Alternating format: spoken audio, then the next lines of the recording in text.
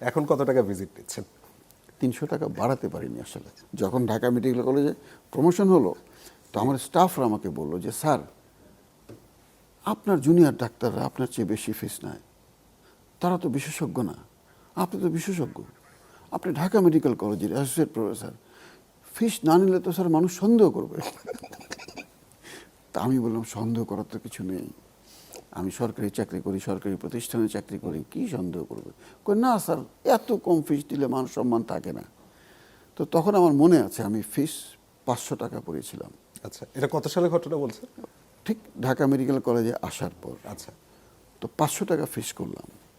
তো ফিস আবার আমি নেই কেন, সেটার পেছনে একটা গল্প আছে। যে এক সময়ে দেখা গেল পেশেন্ট টাকাটা বের করতে সময় লাগে, তাতে বাইরে যারা ওয়েট করে এদের কিন্তু, যদি যে কজন রোগী দেখি, ওদের টাকা বের করার সময়টা কাউন্ট করলে কিন্তু অনেক সময়। পরে নিয়ম করলাম যে না, বাইরে টাকা দেবে। তখন যে সমস্যাটা হলো, বাইরে যে টাকা নেয় সে তো নিষ্ঠুর।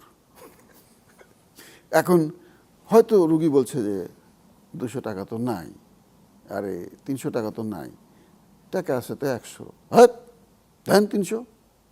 তো এই ধমক দেখে আমরা, এটা তো হবে না, পরে এটা ক্যান্সেল করলাম, পরে আমি নেওয়া শুরু করলাম। তো 500 টাকা যখন ফিস করলাম, প্রথম দিন আমি দেখলাম, মানে আমার মনে হলো আর কি, হতে পারে এটা ভুল, রোগীরা নির্দ্বিধায় 1000 2000 টাকা ফিস দিয়ে চলে যায়। আমার মনে হলো যে 500 টাকা দিতে ওদের খুব কষ্ট হচ্ছে। আমি 2 দিন নিলাম।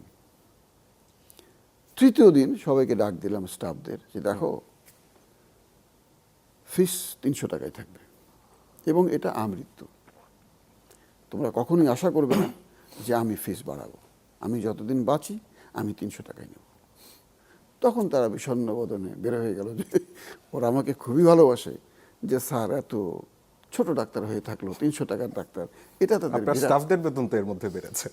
হ্যাঁ, তাদের বেতন, সব কিছুরই দাম বেড়েছে, কিন্তু আমার আপনার ফিসে আর ইনফ্লেশন আসেনি। ওইটা আসে না। যেরকম এখন অনেকে যেরকম শুটিংয়ের বিষয়ে, যখন বিজ্ঞাপনের বিষয়ে যখন কথা হয় যে ভাই কত টাকা নেবেন, আমি তো আগে একটা কাজ করছিলেন, এত টাকা নিছিলেন, এখন এত টাকা চাইতেছেন কেন ভাই? আমি বললাম, ভাই তখন বেগুনের কেজি কত আসলো কোন তো? তখন বেগুন আসছিল 10 টাকা কেজি, এখন হচ্ছে 60 টাকা। তো আপনি বাড়ান, আপনি যদি 10 টাকার মধ্যেই থাকেন তাহলে কেমনে হয়? কিন্তু সেই তো 10 টাকার মধ্যেই আছে।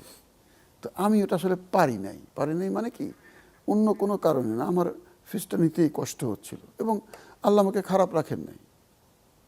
আপনার জীবনে তার মানে টাকা উপার্জনের খুব বেশি প্রয়োজনীয়তা না, আমার যেটুকু ছিল বললাম তো,